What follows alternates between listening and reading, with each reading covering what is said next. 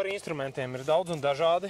Es ieteiktu, ja mēs izvēlamies vispār kaut kādus instrumentus, tad noteikti ņemt kaut ko tādu, kas jums ir tuvāk dzīves vietai, kaut kāds servis, lai tā firma ir uzticama, lai viņai ir garantijas, lai viņai ir pieejams rezerves daļas. Jo nevelti Husqvarnā ir vairāk kā 50 veikali visā Latvijā. Ja nepatīk viens, var iet pie otra, ir lielāki, ir mazāki, ir servisi ar vairāk kā 25 gadu pieredzi.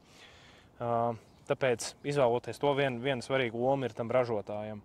Šobrīd, protams, kā lielākoties ir īpaši dzīvžogu šķērēm, visārtākais veids, manuprāt, ir jebkas, kas ir darbināms ar akumulātoru, jo benzīna produkti ir palikuši tikai tādiem jau grūtākiem darbiņiem.